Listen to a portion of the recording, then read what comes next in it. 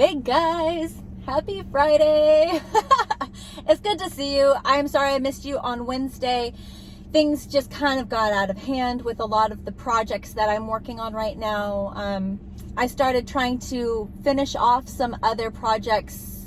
I was doing a lot of uploading videos that I have recorded to different platforms so that way my editor could get them. I've been working on multiple different projects behind the scenes, and then also just trying to chisel away a little bit at Christmas. Also, that blanket that I showed you guys on Tuesday, that's for my brother-in-law, that big beautiful silver gray, it's a charcoal gray blanket that is using the stairs stitch. Was it yesterday? I think it was yesterday. I was actually writing up, I created a whole swatch for the pattern. I created a swatch for the blanket border so that way I could have the information for both different sections of the blanket. So I created a whole swatch, got all of the numbers from the swatch for the inner body of the blanket with the stair stitch. And then I also got all of the information from the border so that way I could have everything I need to write up the pattern. And then it was funny because while I was creating the swatch and while I was doing all the things, I was like, oh man, I really want to just record this tutorial at this point. So I may or may not, I haven't decided yet on what I want to do. I may just kind of record it and then have it for a rainy day so that way I can bring it out to you guys when I need a video to bring out to you guys. But I don't know, I'm just kind of like batting that idea around. Like I said before, I do have my tutorial content schedule already created. I already have a plan for everything. I already know what is supposed to go up when. But that project just fell in my lap because it's a Christmas present that I had to finish really quick. And I was like, do I just write the pattern and get the pattern out to you guys? Do I choose to do the tutorial right now or wait on the tutorial? Still kind of up in the air with that. With my time, I'm like, what do I have time for? What can I squeeze in? What do I need to just kind of pause, put a pin in it? So anyways, that I was making the swatch for that, getting the numbers for that, and that's where all that stemmed from, just getting inspired and excited. Expired, a combination of excited and inspired. Wow, okay, that's how that came out. But yeah, that was happening to me yesterday as I was finishing up that project, getting ready to just kind of get everything I needed for that project put together. That way I could then eventually just kind of send out that blanket to my brother-in-law for Christmas. It's all ready, it's all finished, it's all good to go. I do want to take pictures of that blanket today too, just to have everything I need so that way when I get to the point where I don't have it anymore, I have everything that I needed for it. You know what I mean? I don't regret like, oh man, I wish I had that so I could show you something or have that for this information or that information. I want to get everything that I need from that blanket before I ship it out to him. But that, and I am slowly working on the hippo. I am making this hippo huge. It's too big. It's like, oh my gosh, it's so much bigger than I wanted it to be. So for my sister for Christmas, I wanted to make her a hippo because a couple of years ago, that's what she said she wanted. And I found this yarn from Michael's, just so happened to be, that is, so it is, just so happens to be Loops and Threads Sweet Snuggles yarn. It is a 7 jumbo yarn. I got it in, I got 2 grays, so same yarn but in this like gray color. I think it's Fog, I don't remember. I have the label somewhere, but I got 2 of these and then 1 pink, and the pink is supposed to be for the bottom of the feet and for the inner ears and for the nostril slits to add some detail to it. But this thing is huge. I always go too big. It's like a natural error for me. I always go too big. I always want to go like large and in charge, and I just have a hard time controlling myself. So at this point, I am closing up. So here's the body of it, and then this is the top of it, and I'm closing up the mouth of it, and I have like this much left. But I have this much yarn left of this second skein. So I think I have enough to close up the mouth, close this up, but I don't have enough for the feet, the tail, the ears. Ugh. I might have to buy one more skein. And I'm a little like butthurt about it, just because I'm like, dang it, if I hadn't made it so large, if I would have made it just a little bit smaller, then I might have had enough to make everything. But I also don't want to undo everything and start over, because it does look pretty awesome. And what I'm going to do is, it looks huge right now because that, but what I want to do is I want to like have it a little more flat, so it's kind of a pillow. I'm still playing with it. I'm going to stuff it. I'm going to end up stuffing it, and it's going to fill out, and I'm going to be like, nope, it's not going to be flat. It's just, it is what it is. So it's like, okay, I might have to buy another skein. I'm like, oh. And then I actually, Lisa, I busted out one of your stitch markers. So one of my followers and Crafters Gatherers, Lisa, she created these giant stitch markers with these huge hooks there to clamp. And I think I've shown these off on a couple of my mystery box giveaway videos, because I have given away some of them in the mystery box giveaways. Lisa sent me a whole bag filled with these amazing stitch markers that she created all by herself, that have the beads and the little designs and the little charms. But working with the size 7 jumbo yarn, I couldn't use the little itty bitty stitch markers that I have. I needed something bigger, and this was really easy to use. And I like how large and in charge it is, and how colorful it is, because you can see it really easy.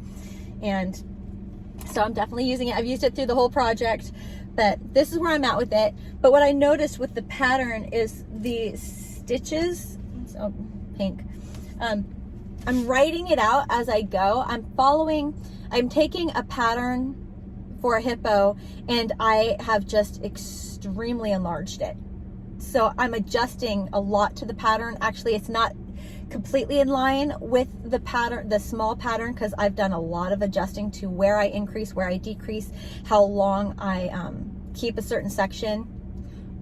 I've done a lot of adjusting, especially with this different size yarn and the different size that I've created. So it's definitely, the pattern has helped guide me, but it's definitely not one that I was able to just naturally follow. I've done a lot of deviations to it.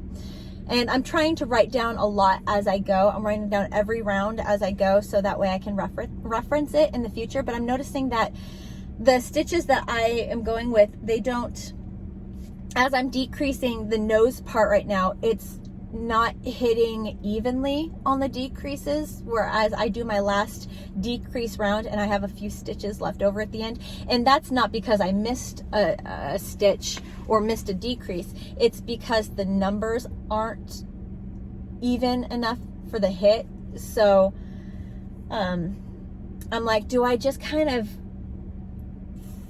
fix it with a couple more decreases to get the number to be even, but then because of my deviation to make the pattern, what's the word when you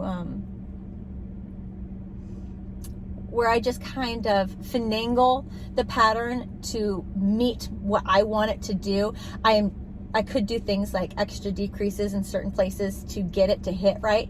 But I'm like, well, that makes sense in a pattern if I tell that to somebody, and also will they experience the same thing that I experienced with mine? That's why you have pattern testers, and that's why you do a pattern multiple times instead of just one and done. So that way you know, oh, that was a consistent issue that definitely needs to be addressed, and how is it going to be addressed consistently? So I'm like, I don't know if I want to put out this hippo pattern because I'm not confident in it at all, really. So whereas with the blanket for my brother-in-law that I created, I can definitely make a pattern for that. This one, not so much. So, I might make more if I did this, because these are so awesome. And the yarn it reminds me of Squishmallows. I actually had my daughter touch this one and squeeze it. My daughter is obsessed with Squishmallows, which is a brand of a popular stuffed animal right now, Squishmallows. I had her like feel this and she's like, oh, that feels like a squishmallow. And I'm like, I know, that's what I thought too. So if I did get into this, I would make smaller ones. This is huge. This is too big. I mean, the wow factor is there for sure, but it's huge. It's a little too big. I would make smaller ones so they were more cost friendly, work up faster kind of thing. So, but they're fun, and I love the idea of making these plushies that are like Squishmallows, because Squishmallows are extremely popular right now. They're in all the stores, and they have all these characters, and it's kind of almost like a different TY. Remember those stuffed animals, the TYs? How there was different varieties and stuff. It seems to be going in that direction where they have their own tags and they have their own stories, each stuffed animal, and they have their own color significance, and it's collectible. And I'm like, oh dear.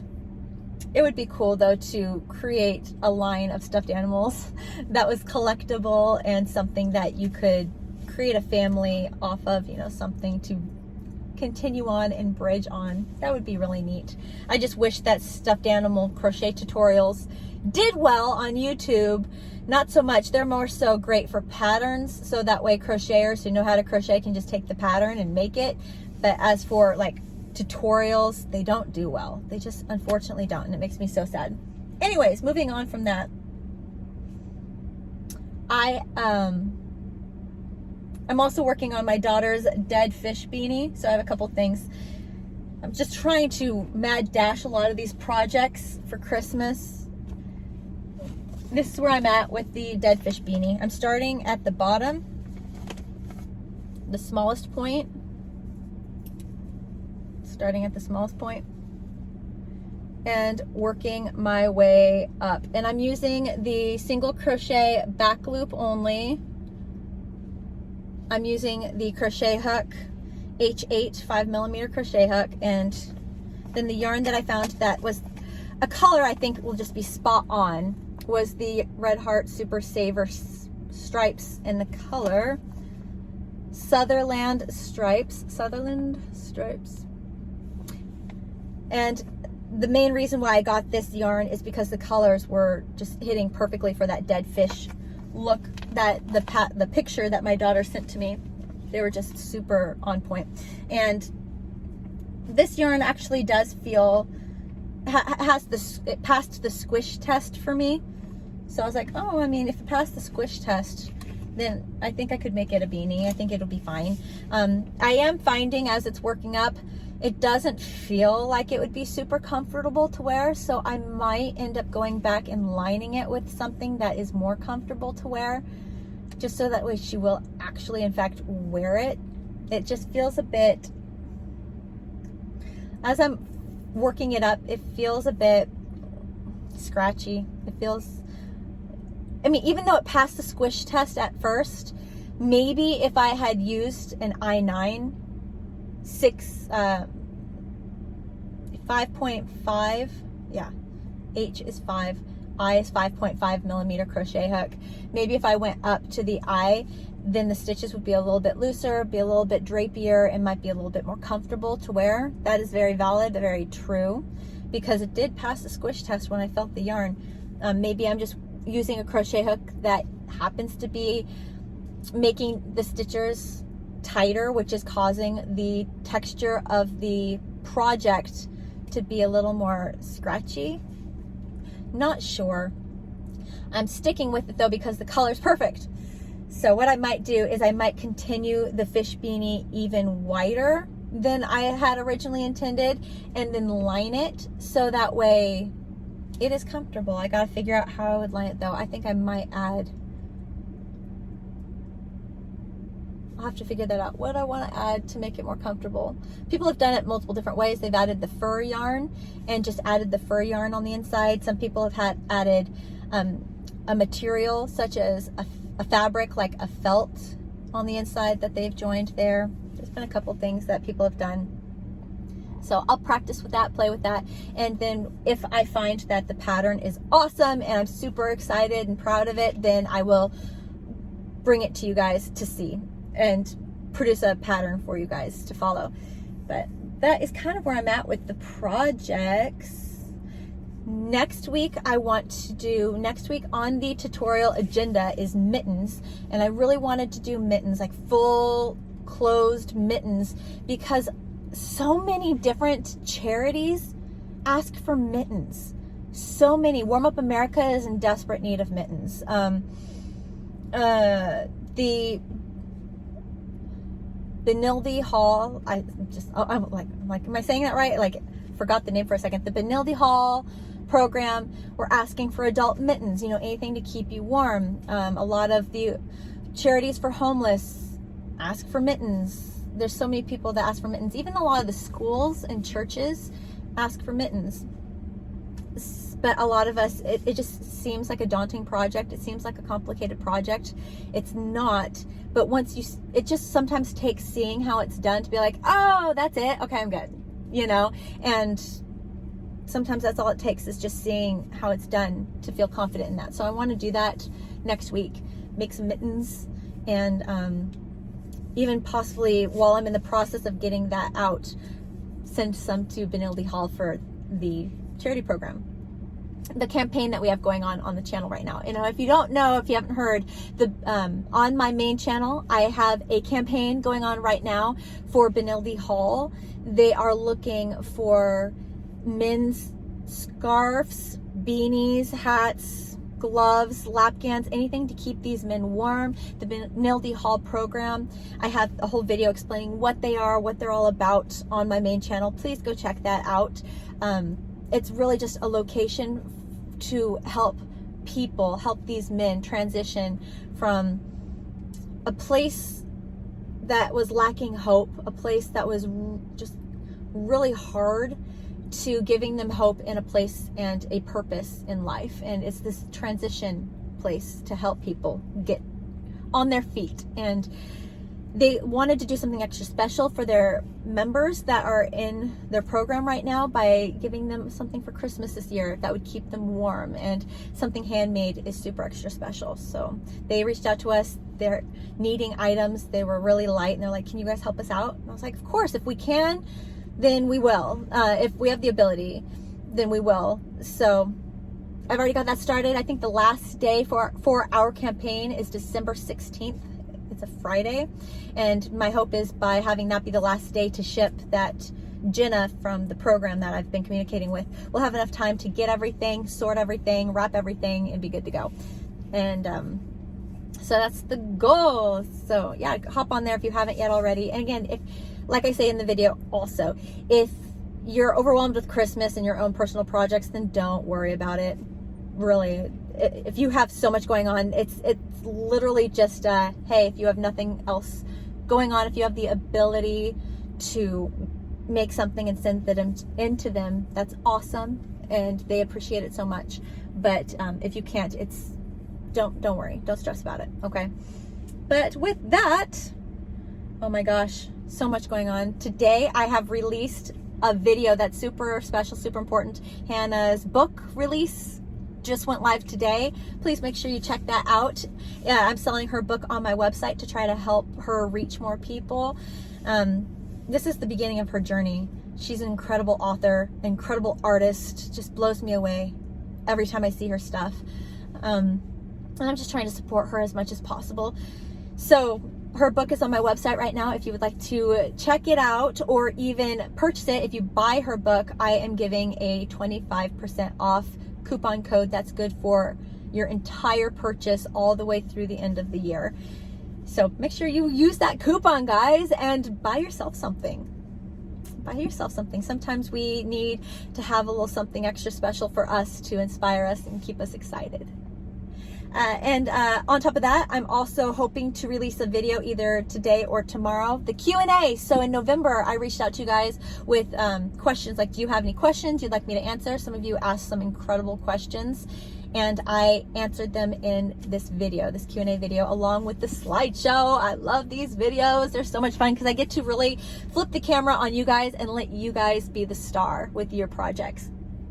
So that video is being edited right now. I think there's a couple other clips that I want to record for B-roll of me holding the yarn and kind of showing the yarn that I was using to answer a question.